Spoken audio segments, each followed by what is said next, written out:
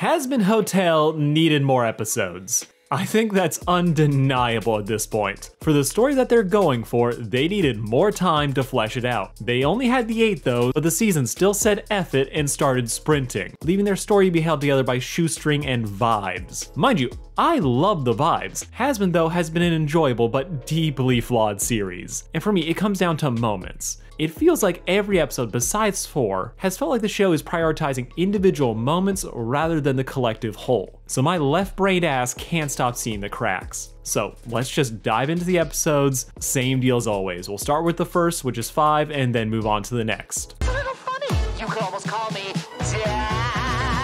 So let's kind of ease in here and talk about the things I liked, which is of course the music. The songs and the performances continue to be the highlight of this series. Jeremy Jordan crushes it here. So even if Lucifer wasn't what I expected, he almost instantly won me over and almost made me forgive Varian, with Hell's greatest dad being a bop with stellar visuals with plenty of homages to A Friend Like Me from Aladdin. But truly, whose ever idea was to have Alistair sing near exclusively duets needs a raise, as watching these two grown demons hate each other on sight was easily one of the funniest interactions we've had in the series. Alistair drops the bomb. Oh, fuck you. Honestly, didn't even think he could swear at this point. He kind of felt above it. But seeing him get down and petty with Lucifer, it's too good, and it's all for the crime of ignoring him, which is very on brand. As if you've been paying attention, you'll notice that Alistair, for as much as he talks shit about Vox being a trend-chasing fame whore, Alistair is kind of prickly about his reputation as well. He's been wondering what people have been saying about his absence. He's a little bit miffed when Carmilla wasn't wondering where he's been. So I kind of like the idea that the King of Hell not knowing who he is would just immediately piss him off. Though I do wish that we had a little bit more confirmation that that was exactly what's going on, as they pretty much have a beef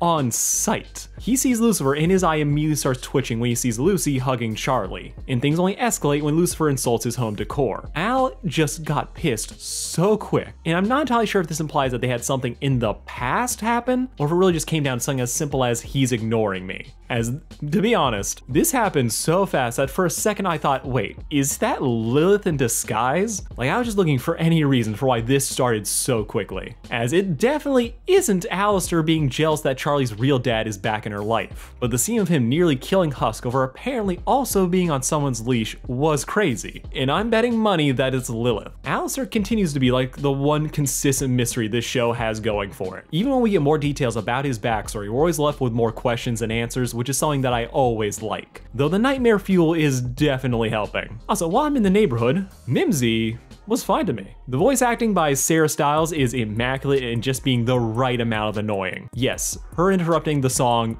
massive mood killer. But seeing how well she bounced off of Husk and Alistair just brings out a level of chemistry that I think I've been missing from this show. So while I'm glad she's gone, kinda wouldn't mind her coming back.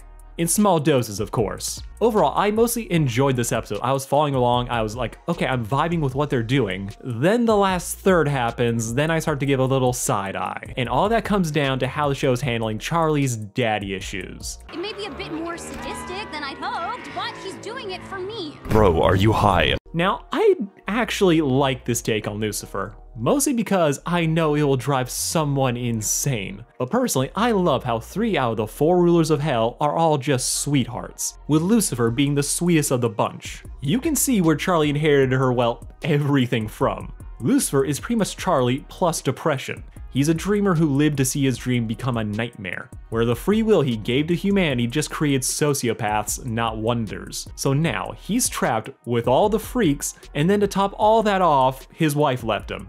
And based on the wedding ring, he's still reeling from that. I don't know what I expected from Lucifer. I think I expect him to just be a little bit more menacing. However, given what the show is going for, Lucy being this bumbling but well-meaning dad really fits, as what they're going for is daddy issues. But I'll get into my beef with that in a bit.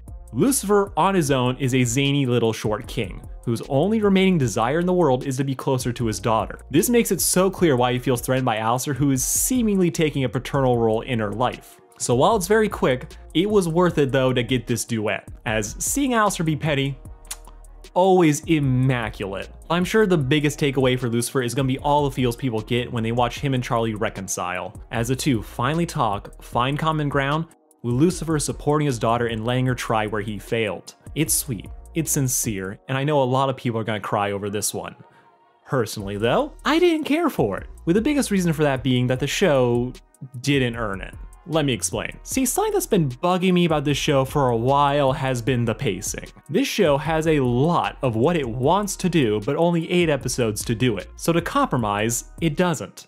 Instead cramming as many moments as it can that sound good on paper, but they end up lacking the proper build-up to make you actually care for them. Like Vaggie's song in episode 3, where she doesn't know who she is without Charlie even though we don't know who she is. Carmilla's existence, the hotel, and redeeming sinners. The show is trying to juggle a lot of different things, but by trying to tackle so much at once, what it does handle often feels undercooked. And what's worse, it often doesn't leave time to set up the issues that it'll tackle later. Which brings us back to Charlie, who low-key has been struggling for screen time, despite being one of the main characters of the show. She serves more as an instigator for other characters than someone we actually get to sit down with and get to know. This wouldn't be a problem if we had more episodes to get to know her, but we only have the 8, and the show deals with her supposed daddy issues in episode 5, with said issues only being brought up twice as a joke by other characters. As she tries to work through her daddy issues by fixing you. Princess is a bleeding heart who wants to solve everybody else's problems except her own. What?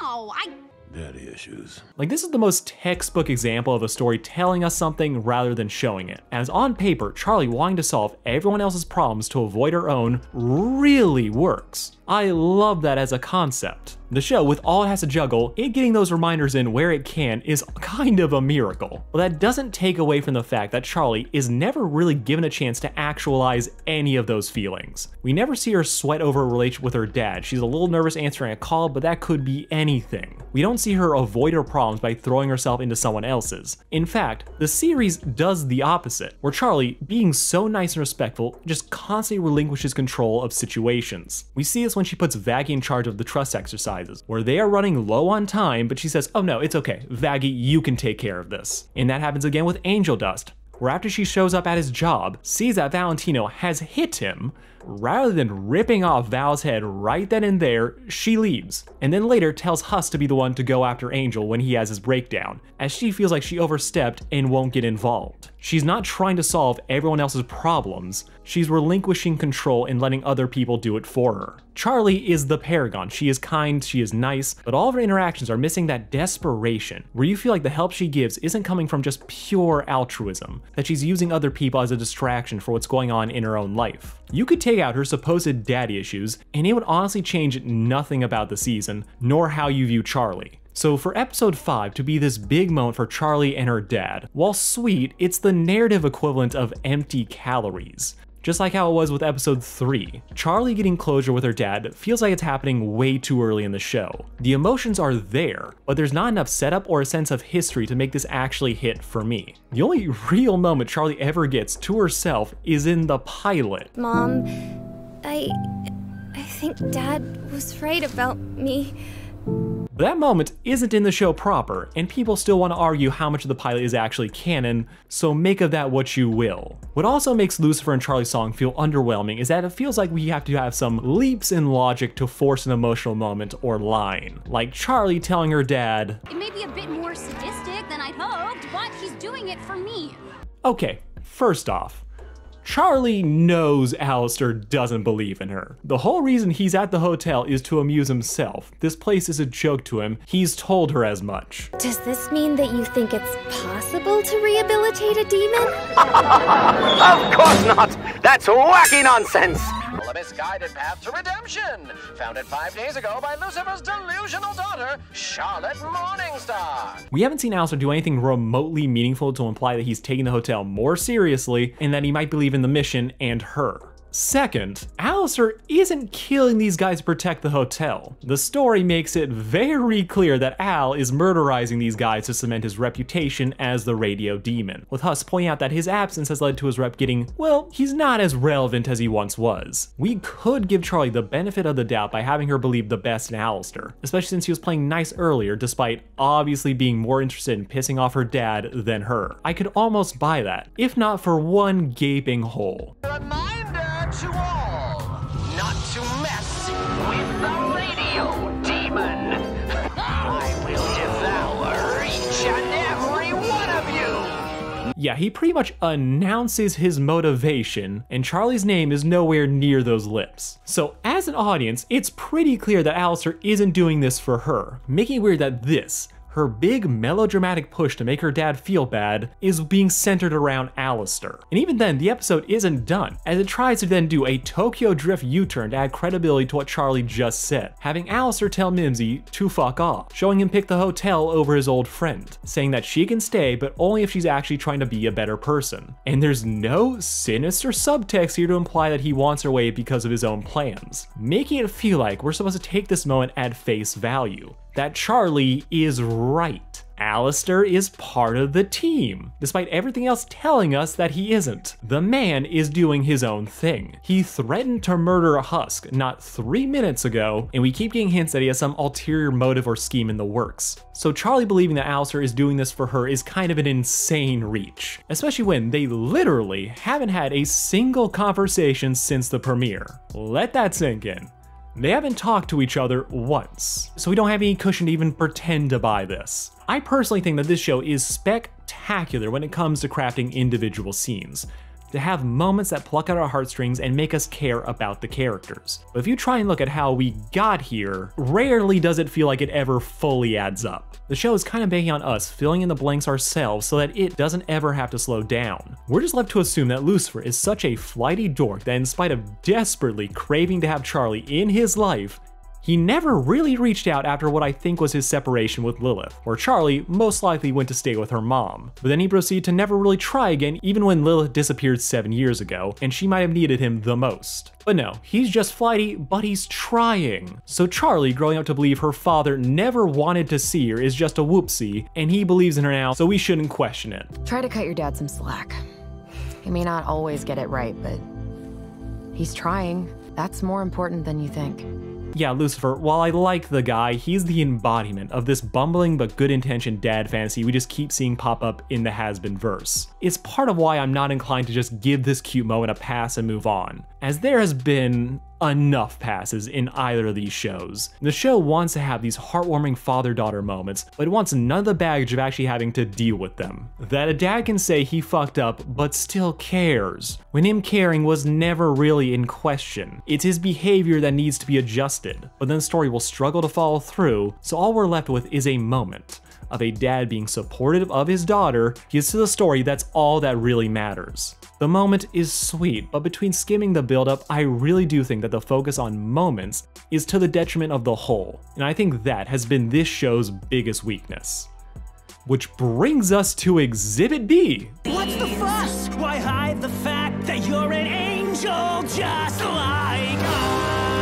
Welcome to Heaven is good, but it's not beating my allegations. Show is giving me a ton of moments that I could enjoy if we had more build up to it. Charlie and Vaggie finally go to heaven to plead their case, to finally pitch the idea that sinners can be redeemed. Only problem? We haven't really been doing any redemption this far in the story, and suddenly Angel Dust is supposed to be the star witness. And You want to fuck up all your progress? Be my guest. I just thought you were better than that. look, we don't see Angel progress over the course of this series. Episode 4 is the start of his path to healing. He opens up to Husk at the end, he's starting to talk to others, says sorry. But while these are important things, they are the start, not a full arc. While these are important, they are the start, not the conclusion of an arc. And it is especially not a strong enough example to be used of a demon improving. Husk calling Anthony on potentially relapsing into using hard drugs had me do a double take, as I had no idea what he was talking about. Angel doing drugs is only seen in episode 4 and alluded to in 5, almost gotten rid of all his drug stashes, implying that this is still an active habit. But then they say, oh, he's actually been taking care of himself, hasn't been using heavily, so this would be a backslide? I like the optics of using Cherry Bomb and Husk as the angel and devil on AD's shoulder, one offering the lifestyle he used to have versus the self-improvement of the hotel, but as a culmination of the hotel's proof, it doesn't feel meaningful. Kind of like Emily siding with Charlie. This is just Carmilla again. Emily's a character that was just introduced, we barely see her, but then we're still expected to care when she has her big song about heaven being wrong. When no, we needed more time in heaven to get to know Emily. Like, we needed a full episode in heaven to get to know these characters. As at this point, I feel like I am just assuming the archetype she's meant to fulfill instead of actually knowing who she is. I think she's meant to be the true good guy Angel, Charlie's counterpart, but she just got here, they barely interact, then she just sides with Charlie over Sarah, and it's just, yeah, it's the right thing to do. The end of the episode is her swearing to help Charlie as she holds a piece of paper, but tragically, I feel nothing. Kinda like how I feel about the Vaggie as an angel reveal. Do you really think I wouldn't recognize one of my top girls just because you're out of uniform? Now, I've been calling this one out since someone pointed out Vaggie and the Exterminators share the same XI patch, so this is less of a shocking reveal and more of a, yep, I kinda figured. How many times will you have to watch your people be killed? They have not been subtle about it. I like the sequence where we see Vaggie get cut out of the Exterminators, though this one shot did make me think that they cut her throat when I really think it was their wings. Vaggie was a member of Team Genocide, only to hesitate when it came to a demon child, letting them get away only to get immediately jumped by Loot and left for dead in hell, with Charlie finding Vaggie and nursing her back to health. There's a bunch of interesting tidbits here. Some of them even made me question the nature of the Exterminators. Adam says he named Vaggie. Almost makes me think that Exterminators might be some creations of heaven rather than normal angels. As yeah, I can't see anyone keeping that name, especially after they get freed from their boss. Unfortunately though, Vaggie being an angel isn't really relevant to this episode. Curious to see what they'll do with it later. I'm sure Vaggie being an angel, that she has killed a lot of demons, will get tied into Charlie giving anyone a chance, and it might even take just a little bit longer for her than her usual I forgive you shtick. But in this episode, all we really get is Vaggie being nervous about going to heaven. We get the backstory that explains why she's been nervous. Adam then threatens to out Vaggie if she doesn't tank the court case. Then, when it comes time for her to make her choice, to choose between protecting her secret or supporting Charlie, the story just lets her not choose. What do you think? I have to go to the bathroom. What? Vaggie, can you hold it? Adam here effectively has a gun to Vaggie's head. We were finally given a chance to see who she is rather than being told things about her. Only for her to say nah and try to just run away, which could be a character trait worth exploring, but then it just diffuses the entire moment and the entire threat made by Adam, as Adam doesn't pull the trigger. Instead, we hold off till the song, where it can be some grand reveal, one that will be dealt with later. The episode sets something up. Have a character who is vindictive enough to reveal her secret in a courtroom and derail the entire proceeding, which would be in his interest. But no, they just let her run away, and he holds off because that'd be more convenient for the story and we have other shit to do. I know that the season got fucked by only having 8 20-minute episodes, with no guarantee of a second season, but the story that it's trying to tell needed more time to unfold naturally, and at some point in the writing process they needed to streamline this season to make it the best that it can, to not just be a bunch of great moments that lack build-up, good ideas that are choking themselves out as there's just too many of them. The final song is juggling Emily siding with Charlie, Vaggie getting outed, Sarah's pleas that the extermination was necessary, Charlie realizing that heaven is bullshit, something that she's been told but apparently never believed until right now, and there's just so much going on here and not enough time to make any of it hit. And that is a failing of the writing. To fail to pace the season out properly and to make the things that it does decide to do feel like they matter. If you just roll with it, I think Has-Been is pretty fun, but I always feel like it falls short of its potential. That's kind of where I'm at with the show right now. No idea if they're gonna stick the landing in the finale, I hope, but more than anything, I am praying that the second season, they'll have enough time to actually plot this out and take a breath and kill it. I'm just hoping for the best. All right, let's move on to Stray Thoughts. So we find out in this episode that the rest of Heaven doesn't know about the exterminations. Yeah, it turns out the only people who knew were the upper ranks of Heaven, Adam and the Exterminators. This is something that I both love and roll my eyes at. As on one hand, if we're gonna have Heaven not be a complete hive of bastards angle, then yeah, we have to keep the situation on the DL. Else the good souls might take issue with the genocide and will question why this has been going on for so long. This makes sense for the world, especially when we find out that Heaven itself doesn't actually understand the criteria for getting in, which explains why they let douches like Adam be here, as the assumption is that him just being here is proof enough. The fact that he ended up in heaven gives him a blank check to do whatever he wants, as there's no real mechanism to cast out angels, with Lucifer being an anomaly, and Vaggie is a whole other issue entirely, as she was mutilated and left for dead. And I like that. I like that part of the thing that drives angels like Sarah to do awful things is the fear of ending up like Lucifer, that his fall is a warning to other angels of what might happen if they fail their roles, so they'll end up having to do anything despite not loving their actions. While the more self-righteous ones like Lute and Adam will just do whatever they want, like cutting off Vaggie's wings just immediately, no questions asked. It just hints at the arbitrariness of this world, between what the angels supposedly hold sacred and the actual actions they take. However, I think my eye roll at this revelation is just a writing thing that annoys me more than anything else. See, the thing that gets me is when a story wants to dip its toes into heavy, tough, or even dark subject matter, like yeah, okay, go for it. But then, when it wants to do barrel rolls to avoid anything that might complicate the story or morally challenge the characters, then it starts to lose me. Like, see Promised Neverland's everything after the first 2 arcs. And the story in Has-Been pretty much gifted itself out by saying that yes, heaven has been committing genocide, but none of the people knew about it, so all we really need to do is change who's in charge. Which, okay. We'll see how the story decides to really handle this situation next week, what they decide to do, what the finale's gonna be. I'm just like, okay, of course. We gotta keep this nice and clean despite drawing our appeal and aesthetics on difficult subject matter. To the story's credit, I am now more interested in Charlie now than I have been all season. Yes, everything she's heard about heaven was true, that they don't care about redemption for sinners. Fuck you, got mine at its finest. How she'll react to this confirmation could be fascinating, with the idealists being forced to question where they go from here and what they have to do to actually stop the extermination. I'm not asking for her to abandon all hope, but I think I would like a reevaluation of her worldview before reaffirming her own beliefs in that redemption is possible, that sinners are worth saving, and so is hell. Well, I'm not exactly sure we'll have time for that. Also, we gotta talk about how Lute's been wearing a mask this whole time, and without it, she's a basic anime girl. Like, it took me at how normal she looks compared to everyone else in the cast. Genuinely, I was distracted. Her and Adam, though, continue to be great. And Adam, crazy that he is getting more characterization in this episode than Vaggie did. He's still a pig, but we see him sweat over working for his boss, having to keep the extermination under wraps and be subtle for a change. That he does have people and rules he's supposed to follow. But even though he knows he's supposed to behave, he's still his usual abrasive self, only to let his overconfidence get the better of him as he announces the extermination to the room before immediately claiming it'll all work out, as it just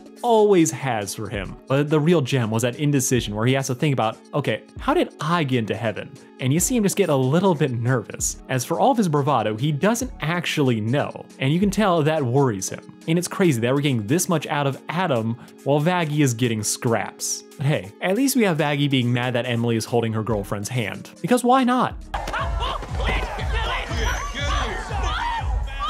The writers of Has-Been, truly they are braver souls than I, as they had to have known that they were gonna get critiqued for how they handled just jokes about this. I mean, it's Angel's whole deal. But to have Serpentius be dragged into a room to be forced into sex with everyone but the person he wanted, only for the next thing they do to have Angel confront his abuser. That's, well, brave is a word one could use. But it's an insane freebie to giving to their haters who are already grilling them for this. Angel standing up to Valentino though, yeah, pretty good. I like seeing Angel be worried about Nifty, for that to be the thing to make him stand up to Val, claim that he can't control him when they're not at work, and having that confidence to stand up to him is just huge for him. But everyone just kind of walks past that threat from Val to make him suffer tomorrow. Not gonna lie, was expecting to have just a little bit more hype and backup from all the other people in the room, as they just stood by and watched this whole thing. Oh yeah, Cherry Bomb, she was here. Moving on. Serpentius having a crush on her though was cute. And to clarify this, I do like Serpentius. Even if I do think that if I was playing the script doctor for this show, he'd be the first character I cut. Him thinking that everyone he's ever fought is his anime rival does speak to me though as same, but him then crushing on her was a neat little gag. Especially when he kept chicking out and claiming he's doing these things for everyone when really it's just for her. It's just the classic fear of being forward. And that too I can also relate. Alright, I think that's about it for me. Thank you all for watching. Let me know how you felt about the last 2 episodes. Is the story moving too fast or am I just crazy? Hope you all are having a great time though. If you like, genuinely, if you enjoy this show, love that for you. Absolutely adore that. And just because if I'm in on it, doesn't mean that everyone else can't love it. Like, share, and subscribe. Peace out. Have a good one.